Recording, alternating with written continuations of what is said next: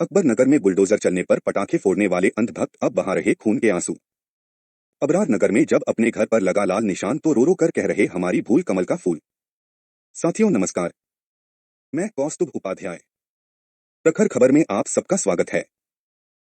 दोस्तों, आगे बढ़ने से पहले आप सबसे रिक्वेस्ट है कि ताजा तरीन खबरों और न्यूज एनालिसिस के लिए तुरंत हमारे चैनल को लाइक और सब्सक्राइब कर लीजिए और बेल आइकन को क्लिक करके नोटिफिकेशंस को ऑन कर लीजिए।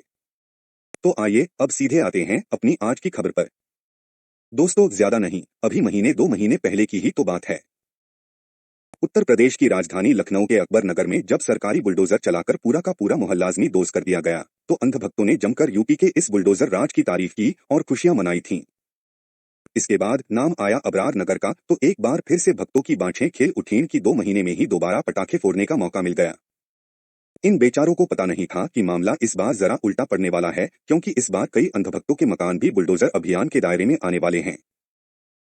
ये बात जब इनके कानों तक पहुंची तो इन्होंने सोचा कि पार्षद, मेयर, विधायक से लेकर सांसद तक पैरवी करके जैसे तैसे वो अपना मकान बचा ले जाएंगे, क्योंकि सब के सब उसी पार्टी के हैं जिनको वह बरसों से आंखें बंद कर वोट देते आ रहे हैं। सूबे से लेकर दिल्ली तक उन्हीं की सरकार है, तो फिर हमारे घर को हाथ कौन लगाएगा। इसी उम्मीद में इन अंधभक्तों में इधर उधर गुहार लगाई, पर काम नहीं बना। इसके बाद विरोध प्रदर्शन किया, फिर भी मुसीबत नहीं टली और आखिरकार उनके घर पर भी बुलडोजर चलाने का लाल निशान लगा दिया गया। अब ये अंधभक्त अपने प्लॉट की रजिस्ट्री से लेकर मकान के हाउस टैक्स, वाटर टैक्स और बिजली बिल तक दिखाकर दुहाई दे रहे हैं कि जब उनके पास सब कागजात मौजूद हैं तो उनका मकान अवैध कैसे हो गया, और अगर अवैध था तो सरकार ने रजिस्ट्री कैसे कर दी, उनसे भला हाउस टैक्स कैसे लिया जा रहा था, अवैध मकानों को पानी और बिजली का कनेक्शन क्यों दिया गया, और सरकार ने खुद ही मोहल्ले में सीवर लाइन क्यों बिछवाई। इनकी दलीलों में वाकई दम है और इन्हें यूं ही खारिज नहीं किया जा सकता। इसके बावजूद इनकी कोई सुनवाई नहीं हो रही है। इसके चलते कभी अपनी पार्टी की जीत पर पटाखे फोड़ने वाले अंधभक्त आज खून के आंसू रो रहे हैं और खुद को ही कोस रहे हैं कि आखिर उन्होंने ऐसी अहंकारी पार्टी को वोट क्यों दिया जो जनता की सुनती ही नहीं। पार्टी के जो नुमाइंदे कल तक वोट मांगने के लिए उनके दरवाजों पर दस्तक देते फिर रहे थे, आज उन्हीं के दरवाजे अपने इन वोटरों के लिए बंद हो चुके हैं। ऐसे में इन लोगों के सामने अब उन्हीं यूट्यूब चैनलों के आगे अपना दुखड़ा रोने के अलावा कोई रास्ता नहीं रह गया है, जिन्हें कल तक ये हिकारत की नजर से देखते थे और चिरकुट, चिंदी चैनल जैसे नामों से पुकारते थे। आज वही यूट्यूब चैनल इनके लिए आवाज उठाने का एकमात्र जरिया रह गए हैं, क्योंकि विज्ञापनों के लिए सरकार के हाथों बिक चुका कथित मेन स्ट्रीम मीडिया इनकी सुनने को ही तैयार नहीं है। अलबत्ता वह तो सरकार के समर्थन में ही खबरें दिखा और चला रहा है। ऐसे हालात में इन लोगों को अपनी अंधभक्ति का नतीजा और यूट्यूब चैनलों का महत्व दोनों ही समझ में आने लगा है। पर क्या किया जाए, अपनी समझ की बत्ती जलाने में इन्होंने बहुत देर कर दी है। घरों पर लाल निशान लग चुके हैं और किसी भी दिन अकबर नगर की तरह अबरार नगर और फिर पंत नगर से लेकर महानगर क्रॉसिंग तक के कई इलाकों के हजारों घर बुलडोजरीकरण की चपेट में आ सकते हैं। हमारा नाम विनोद सोनी है और मैं यहाँ 2000 से रह रहा हूँ। सन 2000 से मेरे पास लीगल सारे कागजात हैं। यहाँ आज जो माहौल बना है इसका जिम्मेदार कोई और नहीं, बीजेपी ही है, क्योंकि जो नगर आयुक्त हम लोगों ने एक सेकंड क्योंकि इस समय जो बीसी हैं इंद्रमणि त्रिपाठी जी, उनके कार्यकाल में यहाँ पे सीवर लाइन का कार्य हुआ। ठीक, उस समय अगर ये कह देते सबसे कि ये कॉलोनी अवैध है या गिरेगी तो ये आज दिन हम लोग को नहीं देखना पड़ता। बीजेपी सन 85 में खड़ा हुई थी, तब मैं 12 साल का था और तब 1 रुपए की रसीद काटता था बीजेपी की। तब से मैं कार्य करता हूँ बीजेपी का और तभी से मैं बीजेपी को सपोर्ट करता हूँ। आज बीजेपी ने हमको इनाम क्या दिया है, आज मैं 52 साल के हो गया हूँ। ठीक है, तो सरकार सारे विधायक बीजेपी के, सभासद बीजेपी के, मेयर बीजेपी के, सारे नेता बीजेपी के, उनको तब नहीं पता था कि ये कॉलोनी अवैध है या गिरेगी है? तो इन्होंने पहले क्या काम किया, सबको बढ़ावा दिया वोट और सीट के लिए। आज जब वो आसमान पे पहुंच गए हैं तो न कार्यकर्ता को अपना समझ रहे हैं और न अपने वोटर को समझ रहे हैं। आज इनके लिए हिंदू कोई बिरादरी नहीं रहा, न कोई जाति रहा। आप अपने सिस्टम में हैं, पब्लिक का रखना चाहेंगे। आपने किस सिस्टम के आधार आधार पर रजिस्ट्री करी? आपने किस सिस्टम के आधार पर रजिस्ट्री करी? आप अपने सिस्टम को जानिए। आप किसी पब्लिक को नहीं परेशान कर सकते हैं। ये प्लाट हमने आपसे जबरदस्ती नहीं छीना था।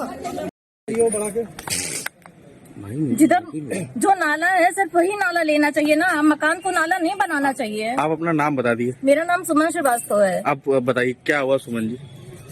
जब जो मकान 34 साल से है उसको आज क्यों गिराया जा रहा है? सबसे पहला सवाल ये है।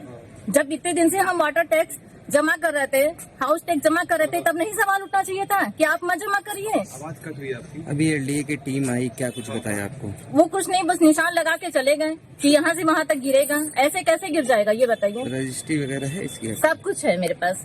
कितने साल से रहे हैं? 34 साल से है। हाँ भाई साहब अपना नाम बताइए। जितेंद्र सिंह।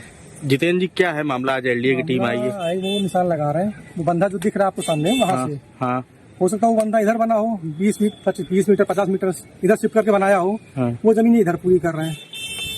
बंदे की पैमाइश से पहले हो सकता बंदा और उधर होना चाहिए था।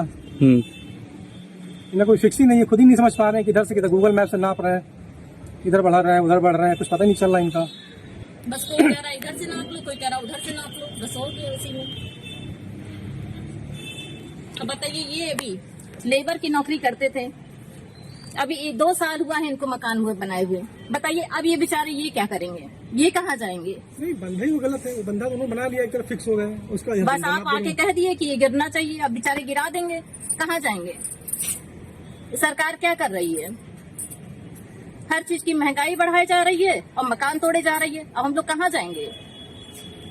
योगी जी से यही कहना चाहते हैं कि लोग गांव छोड़ के सिटी में आते हैं, किस लिए आते हैं? बच्चे के भविष्य के लिए आते हैं ना। आज हम लोग कहाँ जाएंगे? बेकारों क्या देंगे? मुआवजा देंगे? सरकार किस लिए चुनी जाती है? सरकार तो इसीलिए चुनी जाती है ना कि वहाँ सरकार सेफ्टी के लिए की जाती है। सरकार को वोट देके किस लिए जिताया जाता है? भविष्य के लिए। जब भविष्य बर्बाद करने पर लगे तो सरकारें नहीं बनाया जाएगा?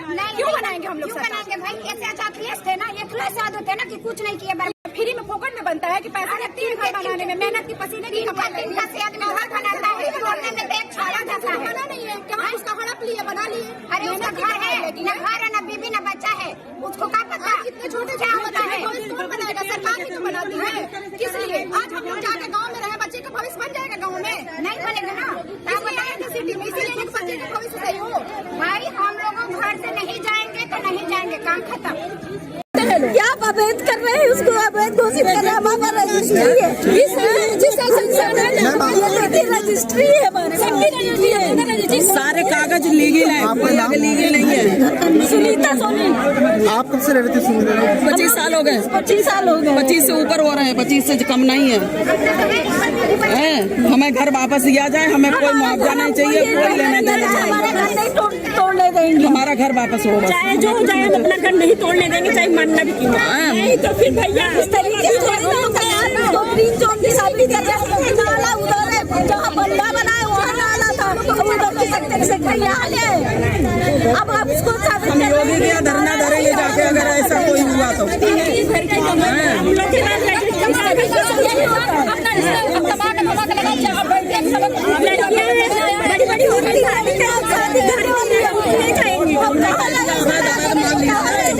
खुद सोचिए यहाँ पे खड़े होकर के, आपने भी घर बनवाया होगा। अभी जो हम जा करके आपके घर को छीन लें, अभी आप पे क्या बीतेगी? आपको हमसे पूछने की जरूरत ही नहीं है। तो दोस्तों आज के लिए बस इतना ही। अगर आपने हमारे चैनल को अब तक लाइक और सब्सक्राइब नहीं किया है या आप हमारे चैनल पर पहली बार आए हैं तो झटपट चैनल को लाइक और सब्सक्राइब कर लीजिए। साथ ही हमारे लेटेस्ट वीडियोज की जानकारी तुरंत पाने के लिए बेल आइकन को क्लिक करके नोटिफिकेशन को भी ऑन कर लीजिए। अपने कीमती सुझाव और सलाह कमेंट्स के जरिए हमें देते रहिए।